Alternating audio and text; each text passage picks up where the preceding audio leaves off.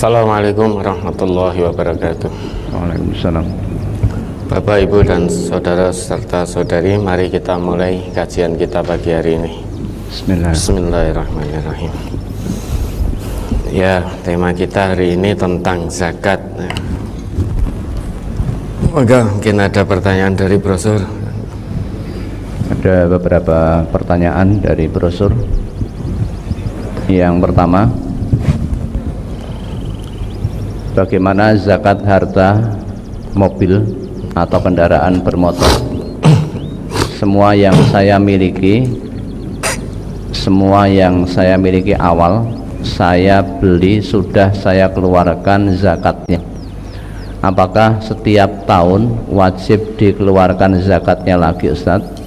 Yang kedua, dan jika awal beli sudah saya keluarkan zakatnya, saat mobil saya jual dan saya belikan yang baru, untuk zakatnya apakah 2,5% dari harga mobil baru, apakah 2,5% dari penambahan uang untuk beli mobil baru?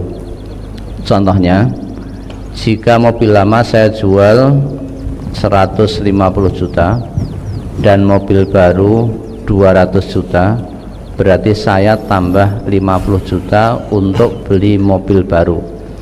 Zakatnya saya keluarkan 2,5% dari 50 juta, atau apakah tetap yang 200 juta? Ya, lebih banyak lebih baik. Faman tatawa khairan fahuwa khairullah. Ya, tadi mobil ketika awal sudah pas beli itu sudah dizakati. Apakah setiap tahun perlu keluarkan zakatnya? Ya, tidak. Namun kalau mau panjenengan zakati setiap tahun itu ya lebih baik. Ya, kan di awal sudah dizakati. Kemudian kalau tukar tambah mobil lamanya itu sudah dizakati, kemudian misalkan tadi harganya 150 juta, itu kan sudah terzakati, sudah dikeluarkan zakati. Nabi kan bersabda, ma balagha an tu'adda zakatuhu fazukkiya falaisa bikanzin. Itu hadis Nabi yang terkait dengan harta simpanan. Ini mobil panjenengan pakai tadi dizakati di awal, sudah dizakati di awal, kemudian ingin tukar tambah. Nah, harganya tambah 50 juta.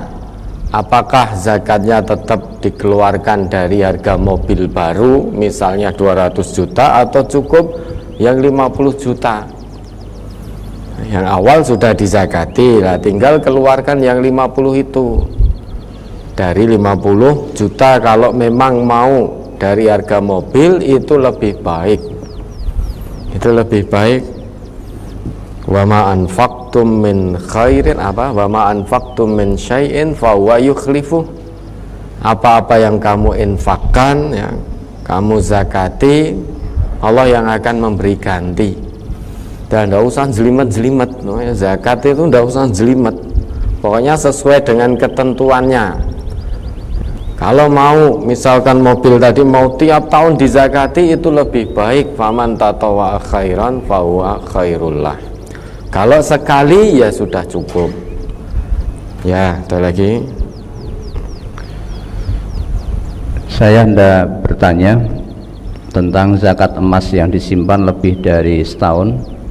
Apakah zakatnya hanya pada tahun pertama saja, ataukah setiap tahunnya tetap dikeluarkan zakatnya, Ustaz? Dikeluarkan, ya, karena itu tidak dipakai, bukan zakatul khuli, bukan termasuk perhiasan yang dipakai.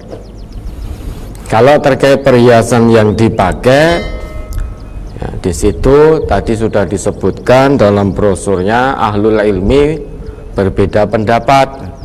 Terkait perhiasan yang dipakai, ada yang mengatakan zakatnya cukup sekali dikeluarkan. Namun ada pula yang mengatakan terkait dengan zakat perhiasan yang dipakai itu tidak ada zakatnya. Itu terjadi perbedaan. Lah ini perhiasan disimpan dalam setahun, apakah setiap tahun dikeluarkan? Ya, dikeluarkan zakatnya. Ya, jangan takut melarat untuk zakat itu. Nah, di MTA ini yang diajarkan adalah ruh zakat, jiwa zakat. Mau perhiasan dipakai atau disimpan, sudah kita zakati. Apapun yang Allah berikan pada kita, Allah titipkan pada kita, kita keluarkan zakatnya ya, sesuai dengan ketentuannya, minimal ketentuannya. Lebih itu lebih baik. Maka tidak perlu nunggu nisab, tidak perlu nunggu haul.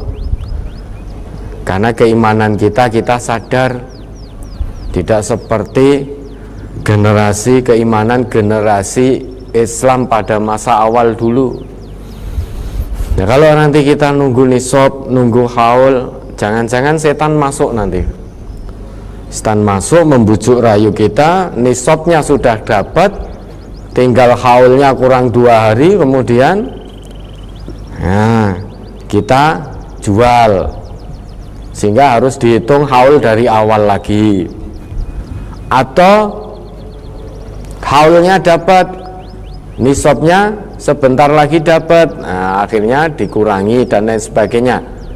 Nah, sebagai bentuk kehati-hatian dalam kita menjalankan apa yang menjadi perintah Allah dan Rasul, maka terkait dengan zakat ini yang kita ambil adalah ruh zakatnya, jiwa zakatnya.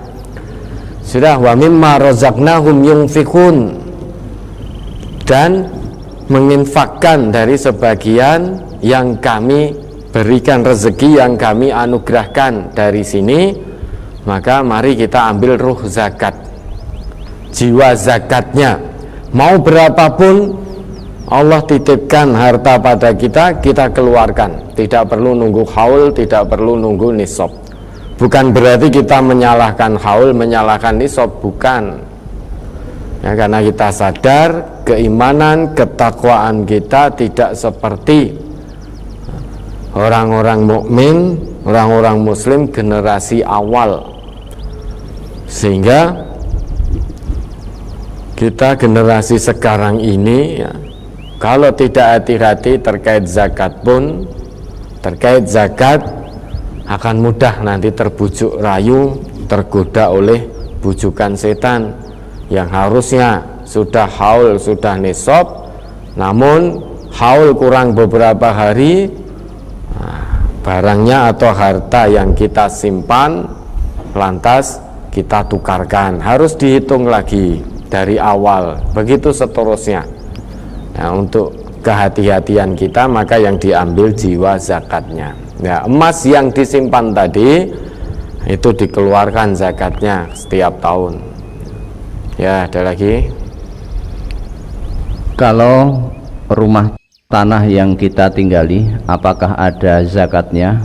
Kalau ada, bagaimana hitungannya, San? Ya ada no. Ya, panjenengan beli rumah tadi atau bangun rumah, lah itu dizakati. Habisnya berapa atau belinya berapa, keluarkan zakatnya 2,5% dari itu. Misalkan belinya 100 juta, ya keluarkan zakatnya 2,5.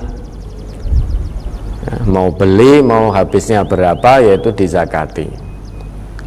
Ada lagi. Berikutnya,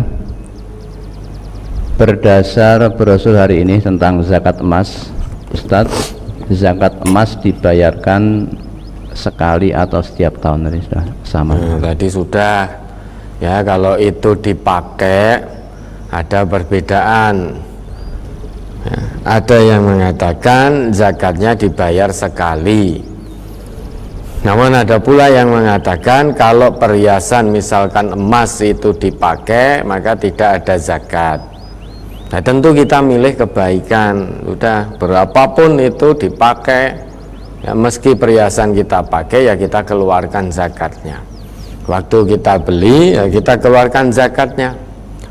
Namun kalau emas itu disimpan maka setiap tahun itu dikeluarkan zakatnya. Saya yakin toh zakat itu nggak melarat ya. Karena apa? Zakat itu berasal dari kata zaka, artinya subur, suci, tambah, berkembang. Itu arti dari zakat. Maka tidak pernah ada ceritanya orang zakat kok melarat, itu tidak pernah ada ceritanya. Yang ada justru suci hartanya, bertambah hartanya, berkembang hartanya, baik zatnya maupun berkahnya. Sekalipun zatnya tetap, namun berkahnya bertambah. Nah kita manusia itu kan tidak pengennya zatnya ukeh tambah terus, berkah ya tambah terus ya. Namun yang namanya la in syakartum la azidannakum itu bisa jadi nominalnya itu tetap atau sedikit, namun yang bertambah keberkahan dari Allah. Nah kita hidup ini kan yang kita pikirkan adalah berkah dari Allah. Sudah. Karena itu perintah Quran, walau anna ahlal qura amanu wattaqau la fatahna alaihim barakatim minas sama'i wal ard. Maka kita menjalani kehidupan di dunia ini, yang kita pikirkan, kita fokus pada keberkahan dari Allah. Keran-keran berkah dari langit, dari bumi itu kalau sudah dibuka oleh Allah itu luar biasa.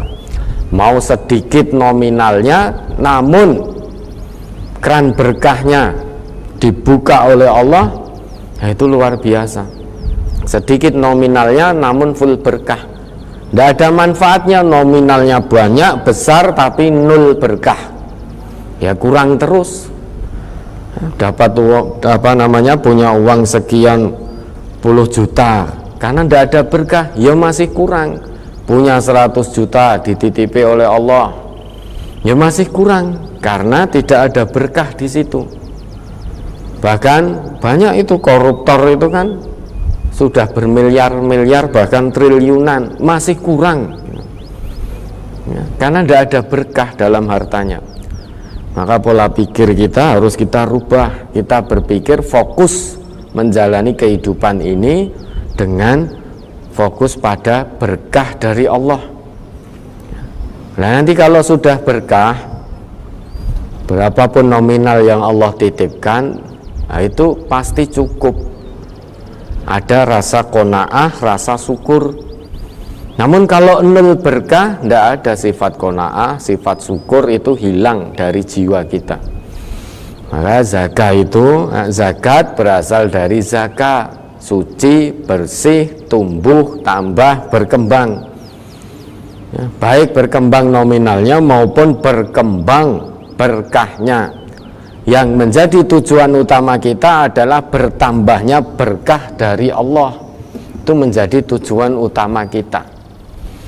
Maka tidak ada ceritanya orang zakat kok merasa kekurangan, orang zakat kok menjadi melarat ya.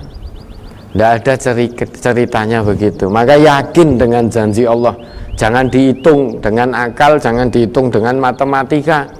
Punya 1 juta, nek tak keluarkan zakatnya 25.000, berkurang ini jadi 975. Jadi berkurang. TKT kalau zakat itu cuma 2,5%. Kalau 1 juta maka nyari betul di pas-paske 25.000, nggak punya uang 5.000-an diijolke 10-an ribu diijolke 5.000-an dua betai apa biar zakatnya pas gitu. Hanya punya uang 500.000 kan 12.500 kewajiban zakatnya. TKT ya sekarang cari uang 500 ya lumayan, ini agak susah. TKT juga dicari uang receh 500-an, punya uang 500.000 dipaske 12.500. Sudah tidak usah jelimet-jelimet ngitung zakat, yang penting keyakinan dalam hati, ini kewajiban kita terkait harta yang Allah titipkan pada kita. Kalau kita ngitungnya dengan matematika dunia, ya berkurang nominal kita, tidak ada berkahnya. Namun kalau kita dengan penuh keyakinan dalam hati, yang ada yuk bertumbuh kembang, hartanya menjadi suci, berkahnya bertambah dari Allah.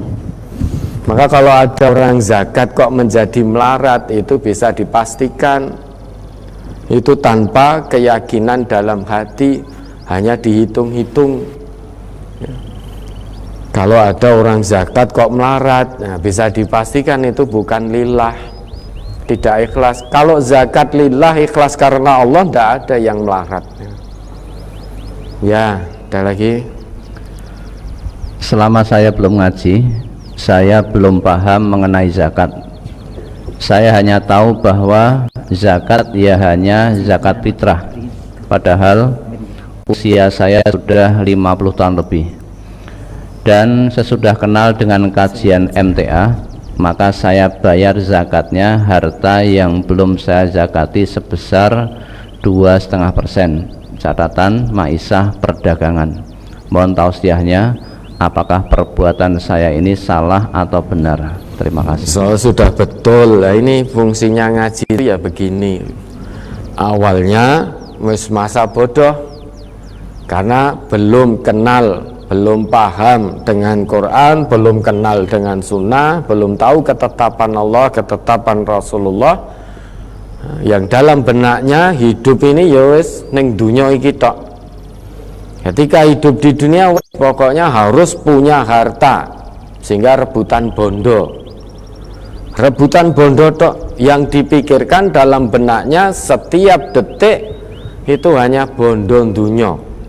Tidak peduli bagaimana cara pemerolehannya, apakah dengan cara yang halal atau dengan cara yang haram.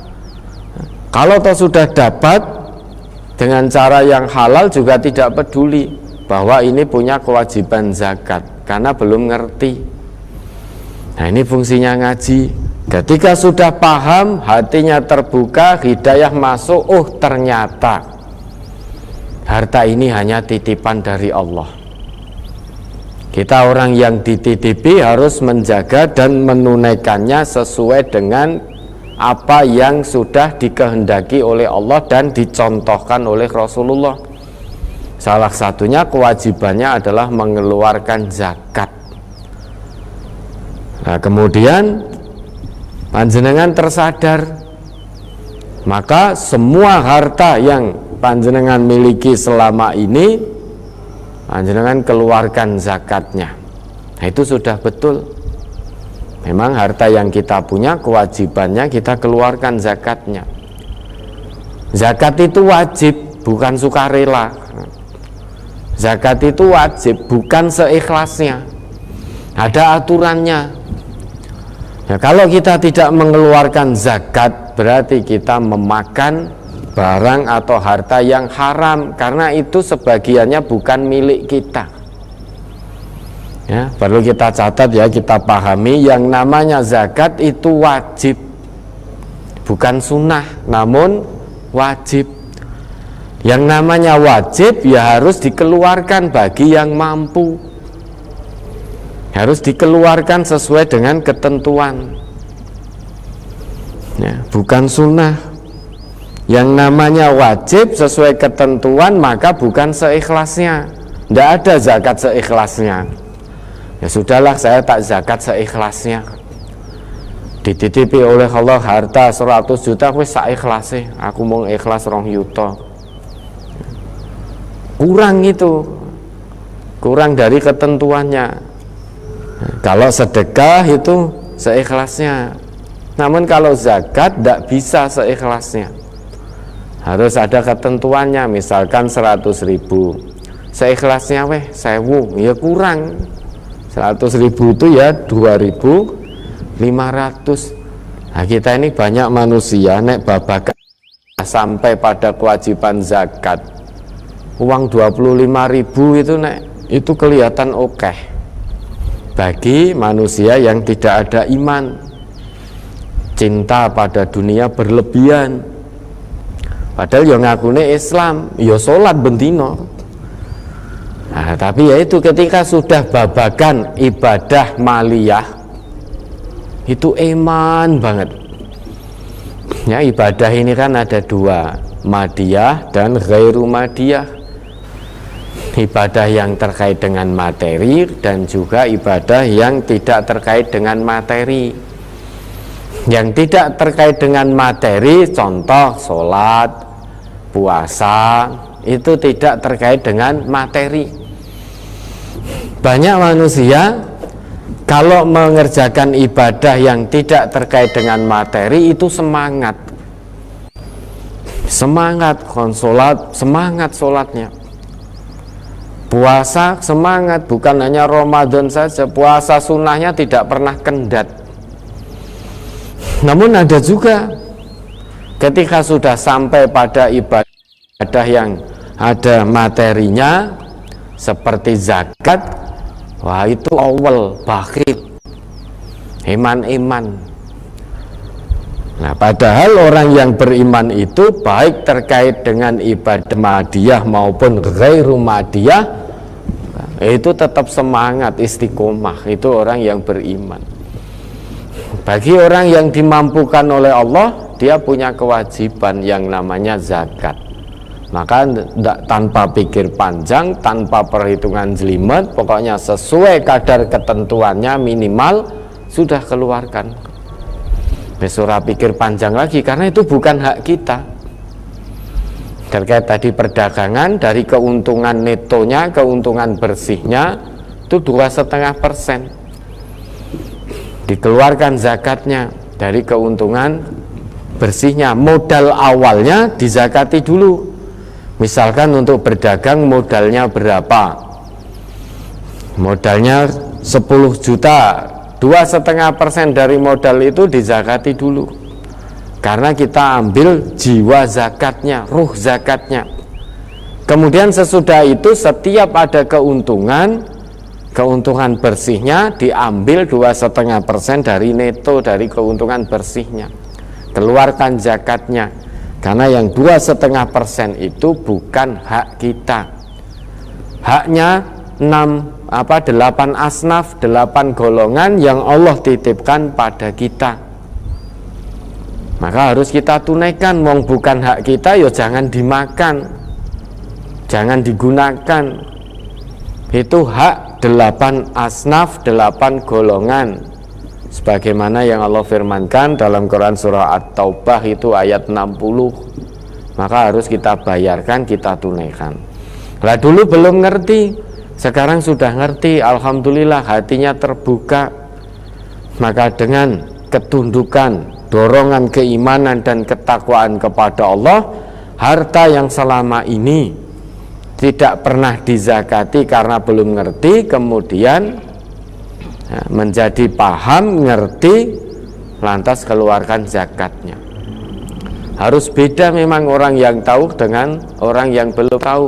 Kalau tahu tidak ada bedanya, sama saja perbuatannya, lah terus apa bedanya dengan orang yang tidak tahu? Coba diingat kembali itu Quran surah Az-Zumar ayat 9, Qul hal yastawil ladina ya'lamun wal ladina la ya'lamun.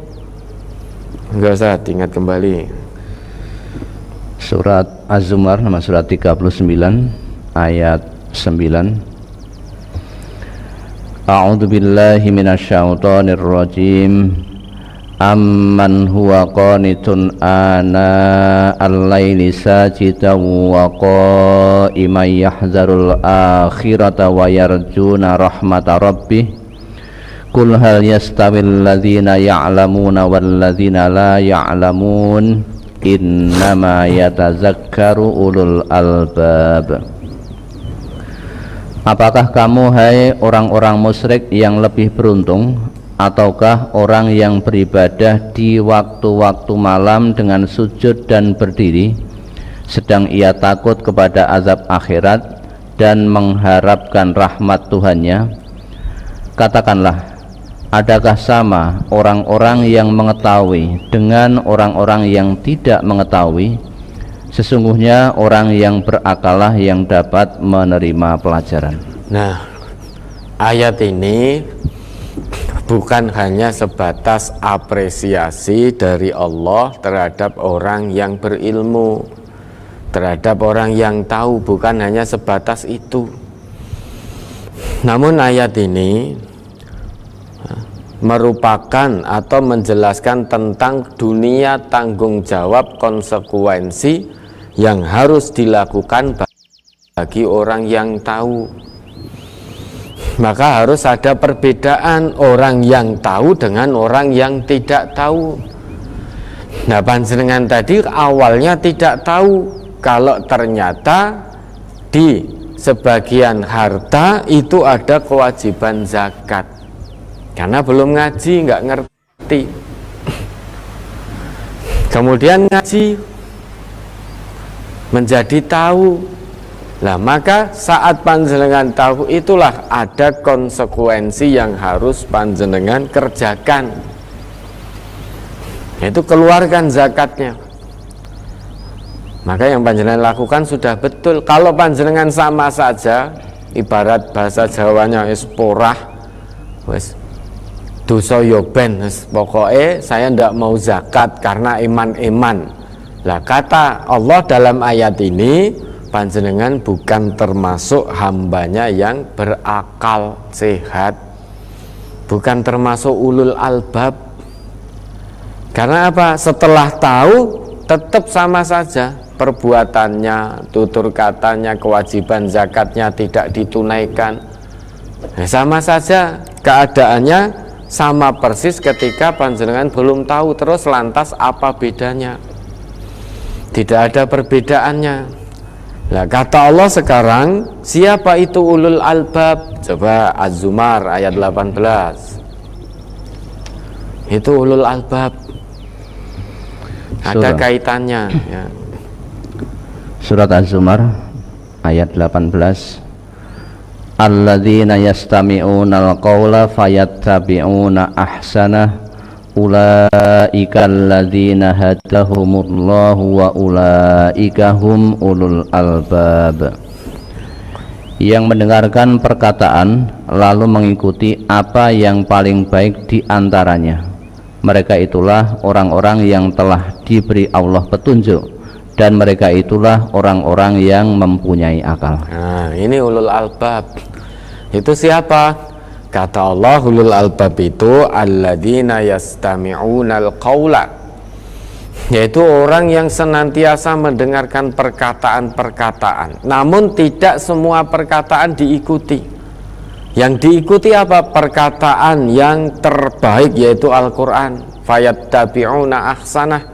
Kalau Al-Quran perintahkan untuk kita keluarkan zakat, zakat itu wajib, maka dia akan mengikutinya dengan ketundukan dan kepatuhan. Sebanyak apapun, sebesar apapun kewajiban zakat yang harus dia keluarkan. Nah, kalau tidak mau mengikuti ketentuan Al-Quran ini, berarti orang tersebut tidak mengikuti sebaik-baik perkataan. Kalau tidak mengikuti sebaik-baik perkataan, maka hatinya kosong dari iman, tidak bisa menerima petunjuk kebenaran dari Allah. Nah, kalau hati kosong dari iman, maka bukan orang yang berakal sehat. Nah, sekarang kalau tidak ingin mengeluarkan zakat banyak-banyak jumlahnya, ya jangan punya uang banyak, jangan punya harta banyak, biar zakatnya sedikit. Nah, sekarang pengennya punya harta banyak namun zakatnya nggak mau, atau mau namun hanya seikhlasnya. Ya, semakin banyak harta yang Allah titipkan pada kita, maka semakin besar pula kewajiban zakat yang harus kita keluarkan. Nah, kalau kita hanya menggunakan akal kita, maka akan eman-eman. Misalkan dapat ratusan miliar, wah zakatnya ya ratusan juta itu. Wah, mane-mane. Misalkan zakatnya sampai 300 juta, kewajiban zakatnya, setan masuk 300 juta mbok keke kuwi untuk mobil anyar loh. Jadi iman-iman, karena kita hanya menggunakan akal tok. Akale yang digunakan bukan akal sehat, akal hawa nafsu, akal yang penuh dengan hawa nafsu, akal yang didominasi dengan oleh ketamakan. Maka yo iman-iman, mosok zakat tok 500 juta kok iman-iman. Lah kalau tidak mau mengeluarkan sebanyak itu, ya jangan punya uang sebanyak itu, karena memang sudah menjadi satu kewajiban. Namun kalau kita dengan hati keimanan penuh kepada Allah, hati kita penuh dengan keimanan, berapapun yang Allah titipkan dari harta dunia, maka kita akan tunaikan. Kita tunaikan sesuai dengan ketentuan yang sudah Allah berikan dan Rasul tentukan, Rasul contohkan. Oh, enggak ada iman-iman. Semakin besar yang Allah titipkan, ya kita wis jul gitu, karena itu kewajiban. Orang itu untuk bisa ikhlas, sabar, tunduk patuh melaksanakan kewajiban, syarat mutlaknya hatinya harus penuh dengan keimanan. Kalau hatinya kosong dengan keimanan atau hanya setengah dari keimanan, maka sulit untuk melakukan kewajiban-kewajiban dari Allah dan juga dari Rasulullah. Seperti sholat, itu kewajiban kita. Namun itu sangat berat bagi orang yang ngaku Islam sekalipun untuk menunaikan kewajiban sholat, ya, tidak ada kaitannya dengan materi ibadah sholat itu berat. Yang tidak berat siapa? Hamba Allah yang hatinya khusyuk. Maka untuk bisa melakukan kewajiban-kewajiban dari Allah secara kafah, totalitas, jiwa dan raga, perlu hati yang khusyuk. Yang paling utama itu hati khusyuk. Ya, hati khusyuk itu akan melahirkan akal yang sehat. Akal yang sehat akan melahirkan pola pikir yang sehat, yang benar. Pola pikir yang benar, hati yang sehat, akal sehat, pola pikir sehat, itu akan melahirkan agama yang sehat, yang lurus, sehingga ringan hatinya. Bahkan saat tidak bisa menunaikan kewajibannya, gelisah. Jangankan yang wajib, kalau seorang hamba itu hatinya sudah khusyuk, ketinggalan yang sunnah saja gelisah, tidak tenang, tidak nyaman. Ketinggalan untuk tidak ikut dalam sedekah yang sunnah, yang sifatnya sunnah, itu hatinya gelisah, karena hatinya sudah khusyuk. Kok sampai enggan, tiba-tiba ada seruan sedekah kok sampai ketinggalan, itu gelisah. Pasti dia akan cari informasi, ke rekening mana ini biar segera bisa ditransfer. Rekening misalkan rekeningnya sudah ditutup, itu akan gelisah mencari tahu, karena memang hatinya khusyuk, sehingga tertinggal dari yang sunnah saja gelisah, gundah gulana. Kalau tertinggal dari sunnah saja sudah gelisah, apalagi sampai tertinggal yang wajib. Nah, kalau ada seorang hamba tertinggal wajib biasa-biasa saja, apalagi tertinggal yang sunnah, wes ora masalah. Umum sunnah, wajib tak tinggal kek. Allah mung sedekah, zakatnya tak bayar loh. Zakat saja yang wajib tidak saya keluarkan, apalagi hanya yang sedekah. Sholat fardu saja saya bolong-bolong, masa saya suruh menunaikan yang sunnah. Nah, maka untuk menunaikan kewajiban dari Allah, baik yang sifatnya mahdhah maupun ghairu mahdhah, kunci utamanya adalah hati yang khusyuk. Nah, panjenengan sudah betul yang dilakukan, sudah tahu, maka harus beda dengan yang belum tahu. Orang yang sudah tahu itu harus beda, punya konsekuensi dari setelah dia tahu. Nah, dalam hal zakat ini berarti setelah tahu panjenengan keluarkan zakatnya. Itu fungsinya dari tadabbur ayat-ayat Allah. Ya, ada lagi. Mengenai zakat penghasilan, saya ini bekerja sebagai buruh, kadang dapat penghasilan, kadang tidak. Kalau dikumpulkan dalam 1 bulan kurang lebih dapatnya 700.000. Apa harus dizakati? Nah, ambil ruh zakatnya, ambil jiwa zakatnya, keluarkan.